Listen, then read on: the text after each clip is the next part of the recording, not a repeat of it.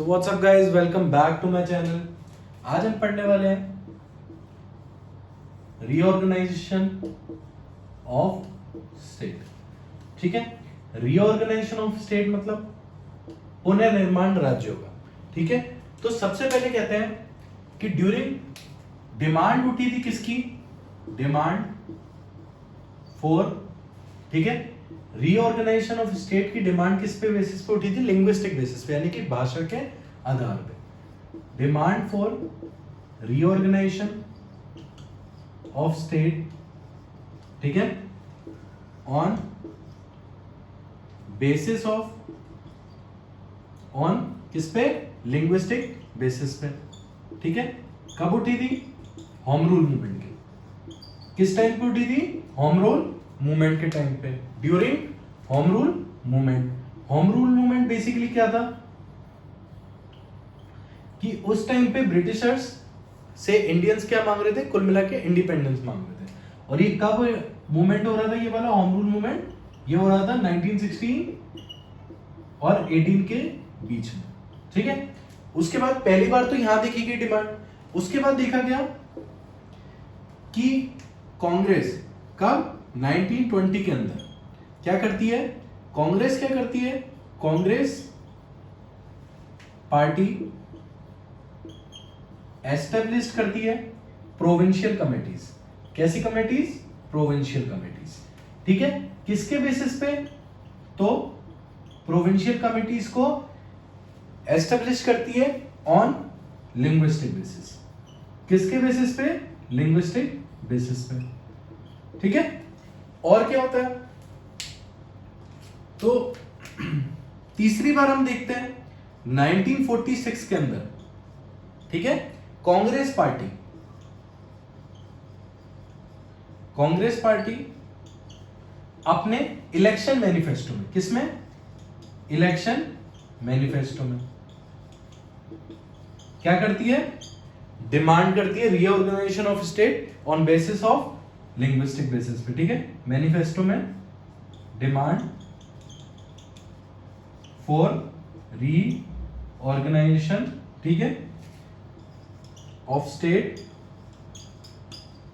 On linguistic basis. ठीक है, इतनी सी बात समझ में आई क्या? सबसे पहले डिमांड हम रीऑर्गेनाइजेशन ऑफ स्टेट की कब देखते हैं? लिंग्विस्टिक बेसिस पे ड्यूरिंग होम रूल मूवमेंट के। और फिर उसके बाद देखते हैं 1920 में, और उसके बाद 1946 के अंदर। ठीक है, क्या देखते हैं कि कांग्रेस पार्टी 1920 में कांग्रेस पार्टी क्या करती है? एस्टेब्लिश करती है provincial committees on linguistic basis. और 1946 के अंदर, अच्छा, कांग्रेस को जीतना था इलेक्शन, तो क्या किया? 1947 में मतदान हो रहे थे, 1946 में इलेक्शन मैनिफेस्टो में क्या रखा? Demand for reorganisation on basis of linguistic. ठीक है, उसके बाद हम क्या देखते हैं कि ये सब चीजों के लिए क्या की गई? कमीशन एस्टेब्लिश करी गई। क्या एस्टेब्लिश करी गई? कमीशन। और उस कमीशन का नाम क्या था? तो धार कमीशन। क्या था? धार कमीशन। कब एस्टेब्लिश करी गई? 1948। कब करी गई? 1948। अच्छा, फिर कौन C commission? Dhar commission. Actually S के धार थे, ठीक है, उनके उस पे करी गई थी 1948 में।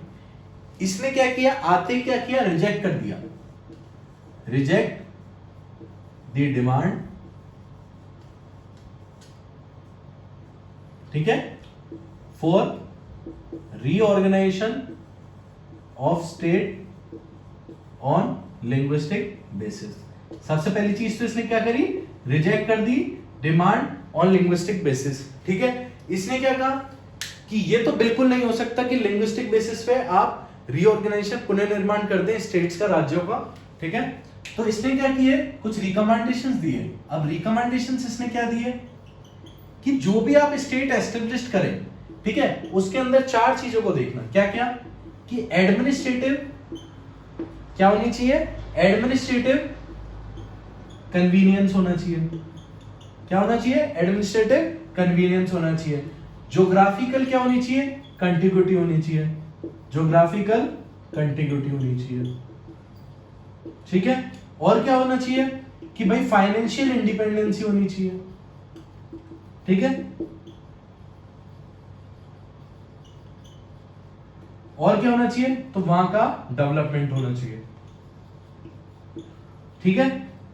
एडमिनिस्ट्रेटिव होना चाहिए वहां के लिए, ज्योग्राफिकल की कंटिन्यूटी होनी चाहिए, फाइनेंशियल इंडिपेंडेंस होनी चाहिए और वहां का डेवलपमेंट हो रखा होना चाहिए, ठीक है। चलिए ये 4 रिकमेंडेशन क्या दी थी, administrative convenience, geographical continuity, financial independence और डेवलपमेंट। धार कमीशन ने 1948 में सबसे पहले क्या कर दी थी, रिजेक्ट कर दी थी demand on the basis of linguistic basis पे रीऑर्गेनाइजेशन ऑफ स्टेट्स को, ठीक है। उसके बाद हम देखते हैं कौन सी कमेटी, जेबीपी कमेटी, ठीक है। जेबीपी कमेटी नाम से पता चल रहा होगा, J means Jawaharlal Nehru, B means Vallabh Bhai Patel, P means Pattabhi Sitaramayya, ठीक है। तो जेबीपी कमेटी के मेंबर कौन कौन थे, जेबीपी कमेटी, कौन सी, जेबीपी कमेटी 1948। इसका मेन रोल क्या था, ठीक है। पहले तो मैं इसके मेंबर्स के नाम लिख देता हूं, जवाहरलाल नेहरू, वल्लभ भाई पटेल, ठीक है, और पत्तवी सीता रमैया,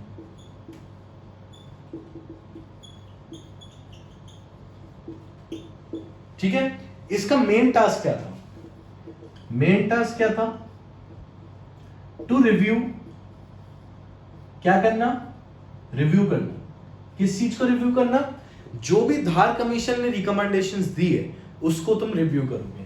तो main task was to review the recommendations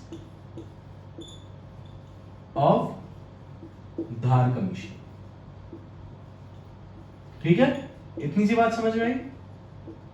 चलिए फिर क्या, तो फिर ये जेबीपी कमेटी क्या करती है कि ठीक है भाई मेन टास्क तो मेरा वो है, तो मैं भी भाई रिजेक्ट करता हूं, ठीक है।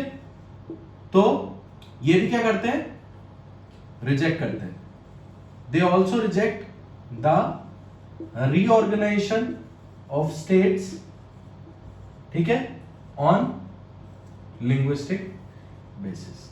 कितनी बात समझ में आई, जेबीपी कमेटी थी, मेन टास्क क्या था, to review the recommendation of Dhar commission.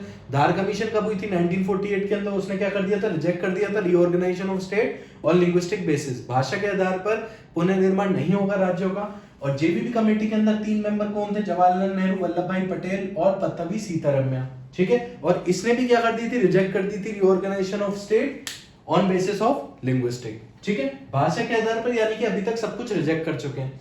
अच्छा, जब हमारा इंडिपेंडेंस के टाइम पे 29 स्टेट्स थे जो कि 4 कैटेगरीज में बांटे गए थे। कितने, 29 स्टेट्स 4 कैटेगरीज में।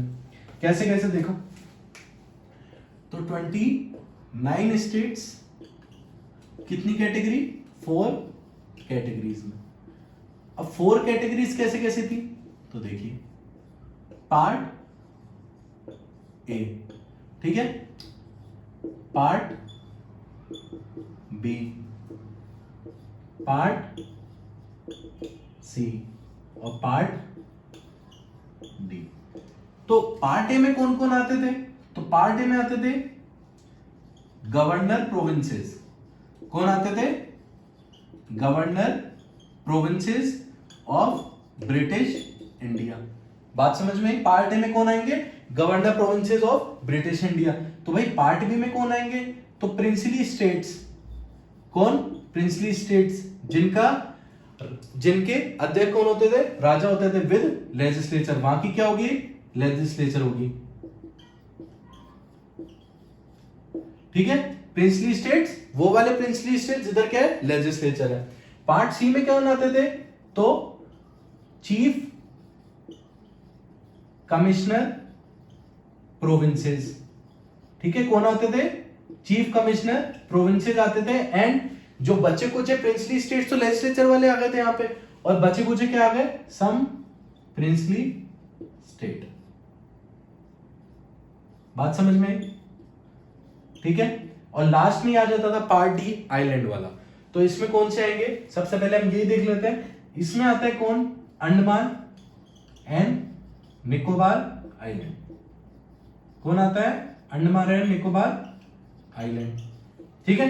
तो पार्ट ए कौन सा हो गया, governor provinces of British India, British India के गवर्नर प्रोविंसेस। पार्ट डी में प्रिंसली स्टेट्स आ गए सारे। इसमें क्या हो गया, चीफ कमिश्नर प्रोविंसेस जो कि कितने थे, 4 थे, और साथ ही साथ जो बचे कुछ प्रिंसली स्टेट जो इसमें लेजिस्लेचर में नहीं थे, ठीक है, जिनमें लेजिस्लेचर नहीं थी। और पार्ट 4 तो कौन हो गया, अंडमान एंड निकोबार आइलैंड। चलिए उसके बाद पार्ट ए में कौन कौन आ गया, तो देखिए पंजाब, ठीक है, यूनाइटेड प्रोविंस, ठीक है, मध्य प्रदेश, ठीक है, असम, असम आ गया,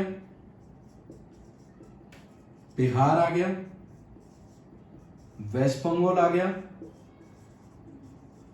उड़ीसा आ गया और मद्रास।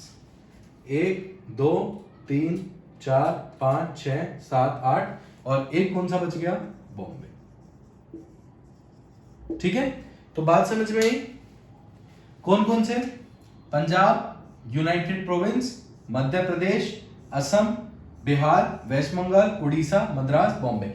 अगर इसको माइंडली लिंक करेंगे मैप के साथ, तो देखिए मान लीजिए ये इंडिया का मैप है, तो यहाँ पे कहीं ना कहीं अगर मान लो ये बोर्ड अभी जितना दिख रही है अगर इंडिया का मैप है, तो यहाँ कहीं पे पंजाब आ जाएगा, ठीक है। फिर इसको लिंक करो, यूनाइटेड प्रोविंस है, इसके नीचे मध्य प्रदेश आ गया, यूनाइटेड प्रोविंस का लिंक हो गया किससे, बिहार से, और बिहार आगे लिंक किससे हो गया, असम से हो गया। बिहार के नीचे आएंगे तो वेस्ट बंगाल, वेस्ट बंगाल के नीचे क्या आएगा, ओडिशा, ओडिशा के नीचे क्या आएगा, मद्रास, ठीक है, बिल्कुल सही। और इधर पूरा आ जाता है अपना बॉम्बे, ठीक है, जो पूरा लेफ्ट हैंड साइड में जो अपना वेस्टर्न पार्ट पूरा हो जाता है, ये बॉम्बे आ जाता है, ठीक है। चलिए उसके बाद ये कितने टोटल है, 9 है, ठीक है, और ये भी कितने हैं, 9 है, और पार्ट सी में कितने आएंगे, 10। चलिए तो ये 9 कौन से आते हैं, सबसे पहले सबसे ऊपर से स्टार्ट किया, कौन कौन सा, जम्मू एंड कश्मीर। उसके बाद क्या आया, अब यहां पे जब पंजाब आ गया, तो पंजाब के अंदर एक प्रिंसली स्टेट था जिसका नाम था पटियाला एंड ईस्ट पंजाब, ठीक है। फिर उसके नीचे आएंगे तो क्या आ गया, राजस्थान। अब बेसिकली राजस्थान को आप कैसे याद रखेंगे कि राजस्थान के नीचे कच्छ आता था और कच्छ के साथ साथ सौराष्ट्र आता था, तो राजस्थान के नीचे क्या आ गया, सौराष्ट्र, ठीक है। राजस्थान की बाउंड्री ईस्टर्न साइड से कहां से अटैच्ड होती थी, मध्य भारत, किससे होती थी, मध्य भारत, ठीक है। उसके बाद मध्य भारत की साइड में कौन आ जाता था, विंध्य प्रदेश, ठीक है। इतनी सी बातें ध्यान हुई, जम्मू कश्मीर, पटियाला एंड ईस्ट पंजाब, राजस्थान, सौराष्ट्र, मध्य भारत और विंध्य प्रदेश। फिर नीचे से आते थे, नीचे से कैसे आएंगे भाई, तो जब इधर मद्रास हमने इसमें पढ़ा था, तो मद्रास के सामने आ गया मैसूर, ठीक है। तो सबसे नीचे आता था त्रावणकोर एंड कोचीन, ठीक है। और कौन कौन से बच गए, यहां लिख देता हूं, मैसूर, हैदराबाद, हो गए 9, 1 2 3 4 5 6 7 8 9, ठीक है। जम्मू कश्मीर, पटियाला, मान लो यही है board, Jammu Kashmir, Patiala and east Punjab, ठीक है। फिर उसके बाद राजस्थान, फिर सौराष्ट्र, राजस्थान से मध्य भारत, फिर विंध्य प्रदेश, फिर विंध्य प्रदेश के फिर वहां तक छोड़ दो, फिर नीचे आ जाओ, त्रावणकोर, कोचीन, उससे ऊपर मैसूर, उससे ऊपर हैदराबाद, सिंपल, ठीक है। उसके बाद मैं चीफ कमिश्नर प्रोविंसेस की बात करता हूं, तो 4 आते थे, कौन कौन से, देखो, अजमेर, दिल्ली, ठीक है, कुर्ग और कूच बिहार। तो देखो अजमेर आपको पता ही राजस्थान के अंदर आता है, दिल्ली आज भी कैपिटल है, ठीक है, और कूर्ग आता था कहीं ना कहीं मैसूर वाली साइड पे, ठीक है, नीचे की साइड पे, यहाँ पे कहीं पे, अगर ये मैप है तो। और उसके बाद कूच बिहार आता था वेस्ट बंगाल के जस्ट साइड में, बिहार वाली साइड पे, ठीक है। उसके बाद कौन कौन सी जगह बच गई, तो हिमाचल प्रदेश, समझ गया, हिमाचल प्रदेश। उसके बाद कच्छ, राजस्थान के नीचे गुजरात में जो आता है, फिर मणिपुर, त्रिपुरा, कितने हो गए? 1 2 3 4 5 6 7 8, ठीक है। दो कौन कौन से बच गए? तो अजमेर, दिल्ली, कूर्ग, कूचबिहार, हिमाचल प्रदेश, कच्छ, मणिपुर, त्रिपुरा, ठीक है। उसके अलावा एक बिलासपुर आता था। बिलासपुर अपना हिमाचल प्रदेश वाली साइड पे पड़ता है, जम्मू कश्मीर के नीचे। उस टाइम पे ये भी एक प्रिंसली स्टेट हुआ करता था। ये चार तो हमने कौन सी देखी? 1 2 3 4, ये तो देखिए आपने चीफ कमिश्नर प्रोविंस से। उसके बाद हिमाचल प्रदेश, बिलासपुर, दोनों साथ साथ में, ये रियासत है, ठीक है। कच्छ आ गई आपके गुजरात वाली साइड में, मणिपुर त्रिपुरा आ गई आपकी सीधा राइट साइड में, ठीक है। और इसके बाद एक बच गया आपका भोपाल। बात समझ में? सिंपल सी। और इसमें पार्टी में कौन सा आ गया? अंडमान एंड निकोबार आइलैंड, ठीक है। चलिए उसके बाद क्या हुआ एक बार देख लीजिए और आराम से।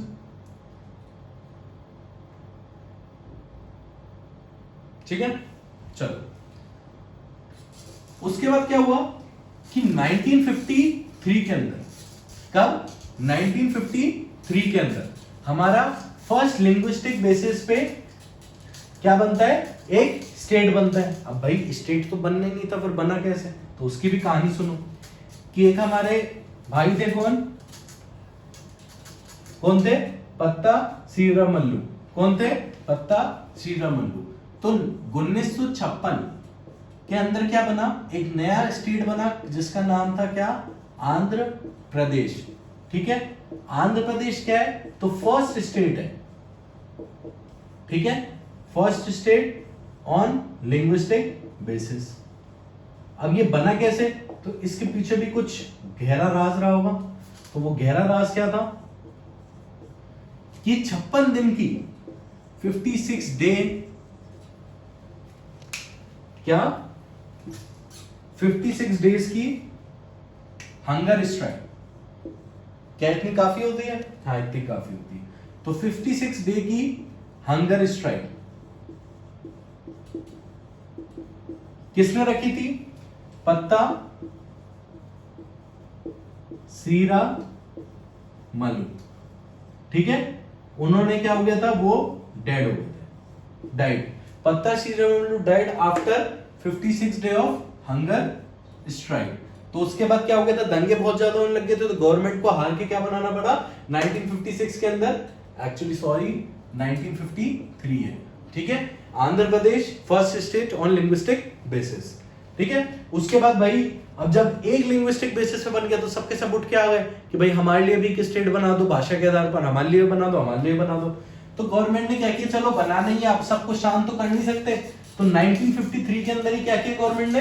एक कमीशन एस्टेब्लिश कर दी। बहुत ही इंपॉर्टेंट कमीशन है वो, जिसका नाम है क्या? फजल अली कमीशन। क्या नाम है? फजल अली कमीशन। कब?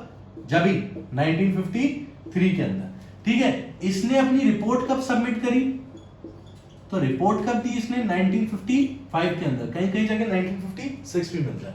तो फजल अली कमीशन के अंदर 2 मेंबर और थे। फजल अली के अलावा 2 मेंबर कौन कौन थे? तो एक का नाम तो था क्या? के.एम. पानिक्कर। क्या नाम था? के.एम. पानिक्कर। और एक का नाम था क्या? एच.एन. कुंजरू। एच.एन. कुंजरू। अब इसने क्या कहा कि ठीक है आपको लिंग्विस्टिक बेसिस पे बनाना है, तो पहली चीज तो क्या कहते हैं? ठीक है, लिंग्विस्टिक बेसिस पे रीऑर्गेनाइजेशन ऑफ स्टेट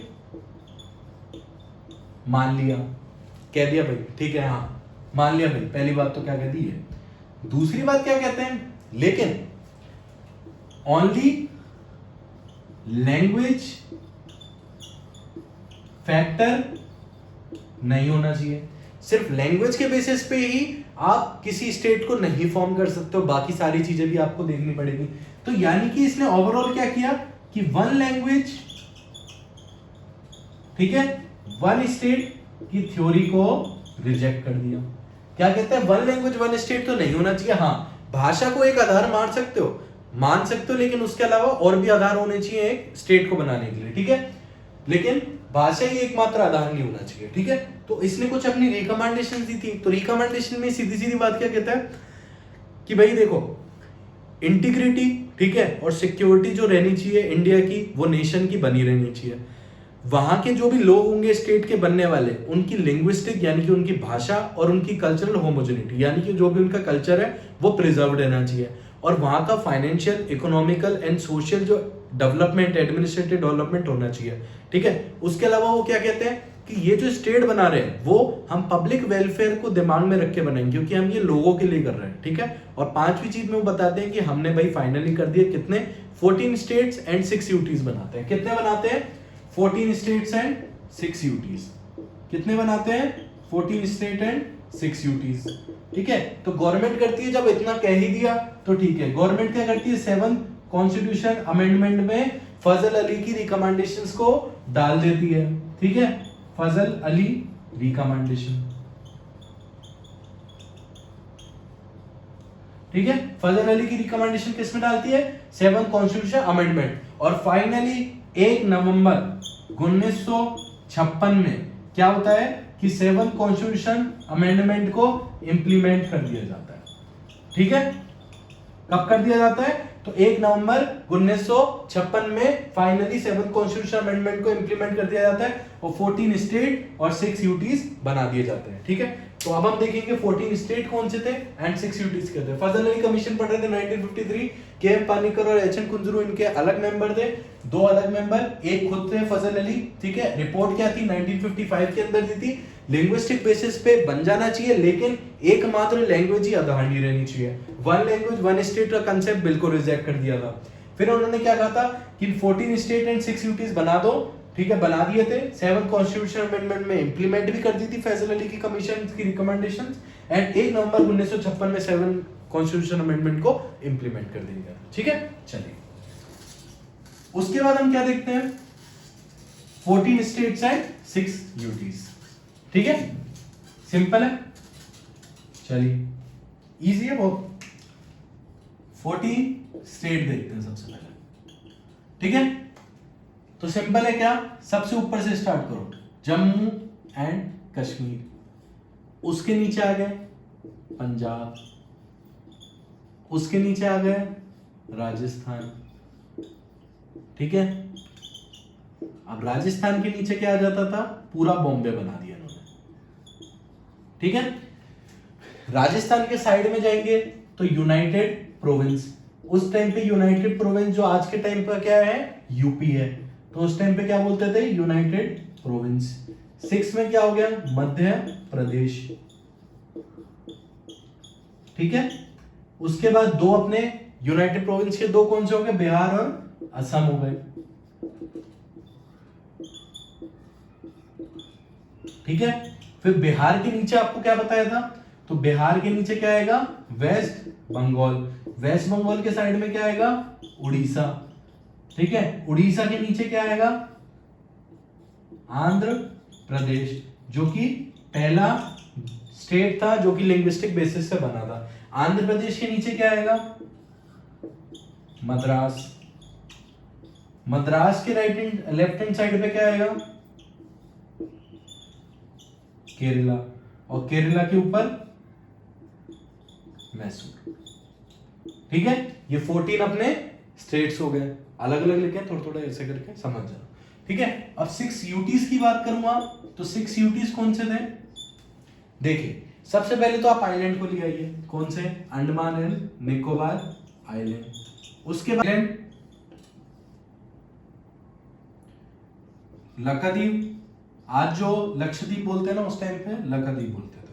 उसके बाद एक अपना दिल्ली हो गया, एक अपना हिमाचल प्रदेश हो गया, और 2 7 सिस्टर में हो गए, कौन कौन से, मणिपुर और त्रिपुरा। ठीक है, याद रहेगी बातें, चलो रिपीट कर लेना एक बार, Jammu Kashmir, Punjab, Rajasthan, Bombay, United province, Madhya Pradesh, Bihar, Assam, waste Bengal, Odisha, Andhra Pradesh, Madras, Kerala, Mysore. उसके बाद अंडमान निकोबार आइलैंड, लक्षद्वीप जो कि लक्षद्वीप बोला जाता है, दिल्ली, हिमाचल प्रदेश, मणिपुर, त्रिपुरा। ठीक है, अब इसके आगे की कहानी कैसे चलती है तो देखो कि 1960 में क्या हुआ था, 1960 में देखो 1960 में क्या हुआ बेसिकली कि गुजरात को अलग कर दिया गया था किससे? बॉम्बे से, ठीक है, और बॉम्बे को स्टेट बना दिया गया था महाराष्ट्र का, यानी कि पूरा जो बॉम्बे है ना उसको महाराष्ट्र बना दिया गया था, ठीक है। फिर 1961 की हम बात करते हैं, तो हम पिछली क्लास अगर किसी ने ली होगी तो बहुत अच्छे से मालूम होगा 91 एंड 1962। 1961 में क्या? दादरा एंड नागर हवेली, और 1962 के अंदर गोवा, दमन दीव एंड पौंडीचेरी, ठीक है, को क्या बना दिया गया था? यूटी। इन दोनों को क्या बना दिया गया था? यूटीज। 1961 के अंदर दादरा एंड नगर हवेली को यूटी बना दिया गया था, 1962 के अंदर गोवा, दमन दीव एंड पौंडीचेरी को बना दिया गया था। उसके बाद हम आते हैं 1963 के अंदर, क्या हुआ? नागालैंड बनाया, ठीक है, किस में से बनाया? असम में से बनाया, ठीक है, नागालैंड बनाया असम में से। उसके बाद हम देखते हैं क्या 1966 में क्या हुआ? पंजाब में से हरियाणा निकाला, तो हरियाणा पंजाब में से निकाला। और क्या किया? 1966 में ही चंडीगढ़ को यूटी बना दिया गया। समझ में आई बात? चंडीगढ़ को क्या बना दिया गया? यूटी बना दिया गया, ठीक है। उसके बाद चलिए क्या देखा 1960 में? बॉम्बे था, बॉम्बे में से गुजरात निकाला और बॉम्बे को एक स्टेट बना दिया गया, किसका? महाराष्ट्र का स्टेट बना दिया गया। 1961 में दादरा नगर हवेली, 1962 में गोवा, दमन दीव, पौंडीचेरी को यूटीज बना दिया गया। उसके बाद 1963 में नागालैंड को असम से अलग कर दिया था, एंड 1966 में पंजाब में से हरियाणा को अलग कर दिया एंड चंडीगढ़ को क्या बना दिया? यूटी बना दिया, ठीक है। फिर हम बात करते हैं किसकी? 1971 की। तो 1971 में क्या हुआ? हिमाचल प्रदेश को एक स्टेट बना दिया गया। क्या कर दिया गया? हिमाचल प्रदेश को एक स्टेट बना दिया गया। 1971 में क्या हुआ? हिमाचल प्रदेश को क्या बना दिया गया? स्टेट बना दिया गया, ठीक है। 1972 के अंदर क्या होता है? 1972 के अंदर क्या होता है कि देखो 3 जगह का नाम लूंगा, कौन कौन सी? मेघालय, ठीक है, मेघालय, त्रिपुरा और मिजोरम। मिजोरम नहीं, सॉरी, मणिपुर को क्या बना दिया गया? स्टेट बना दिया गया, ठीक है। अच्छा, अब इसमें एक चीज क्या कि मेघालय को पहले बनाया था सबऑर्डिनेट स्टेट ऑफ असम, ठीक है, किसके तहत? तो 22nd कॉन्स्टिट्यूशन अमेंडमेंट के तहत क्या बनाया गया था? Subordinate state of Assam, Meghalaya को बनाया गया था। अच्छा, 1972 के अंदर एक चीज और क्या होती है कि अरुणाचल प्रदेश और मिजोरम, ठीक है, को क्या बना दिया गया? अरुणाचल प्रदेश, मिजोरम को क्या बना दिया गया? यूटी बना दिया गया, ठीक है। याद रहेगी इतनी सी बात। उसके बाद क्या हुआ कि 1975 के अंदर आपने अगर लास्ट क्लास ली होगी तो सिक्किम को मर्ज कर दिया गया था, यानी कि सिक्किम को स्टेट बना दिया गया था। फिर 1987 की बात करूंगा तो क्या हुआ? अरुणाचल प्रदेश, मिजोरम, ठीक है, अरुणाचल प्रदेश, मिजोरम और किसको? गोवा को क्या बना दिया गया?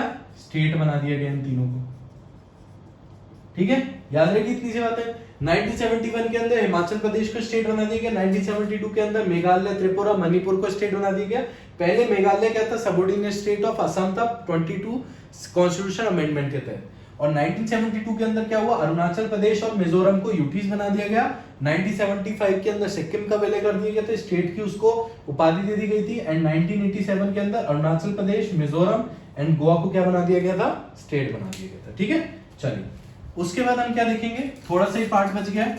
2000 में क्या हुआ था कि उत्तरांचल यूनाइटेड प्रोविंस में से उत्तर प्रदेश से कौन सा अलग हुआ था? उत्तरांचल। कब हुआ था? 2000 में।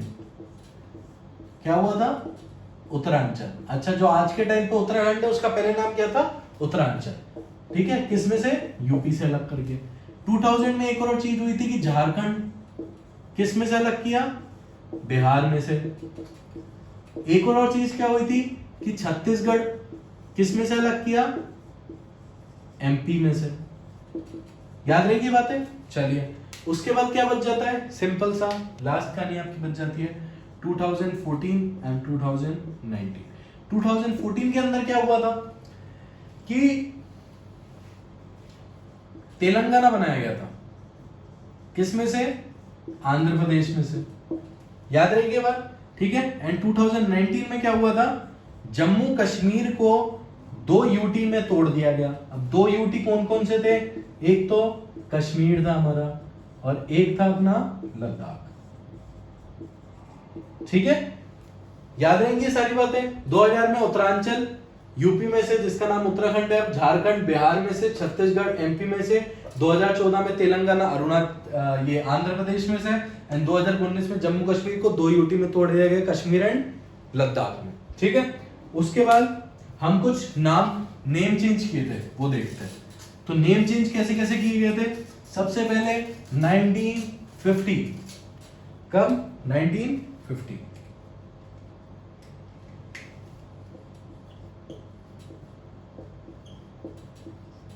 1950 में यूनाइटेड प्रोविंस का क्या कर दिया गया,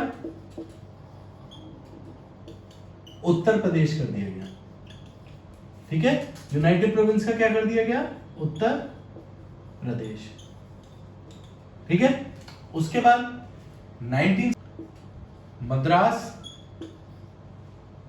का नाम क्या कर दिया गया, मद्रास, ध्यान करो कहां था, इसका नाम कर दिया गया क्या, तमिलनाडु, ठीक है। और इसके सामने था एक 1973 में मैसूर, मैसूर का नाम क्या कर दिया गया, कर्नाटका कर दिया गया, ठीक है। 1973 के अंदर ही क्या हुआ था, लक्षद्वीप का लक्षद्वीप,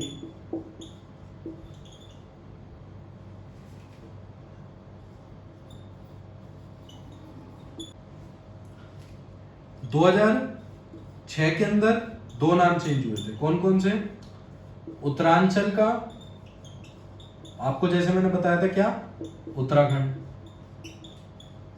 और पुडुचेरी का पौंडीचेरी, ठीक है। एक नाम हमारा और बच जाता है कब, 2011 में, ठीक है। पहले इसका नाम हुआ करता था उड़ीसा, हुआ करता था शायद तक, फिर इसका उड़ीसा कर दिया गया, ठीक है। याद रहेगी बातें। चलिए मेरे ख्याल से पहले ये हुआ करता था, फिर ये कर दिया तो, ठीक है। चलिए कुल मिला के उड़ीसा उड़ीसा ही है, 2011 में कर दिया गया। चलिए ठीक है, मिलते हैं नेक्स्ट क्लास में। जब तक के लिए good luck and all the best. कल हम चालू करने वाले हैं फंडामेंटल राइट्स। See you.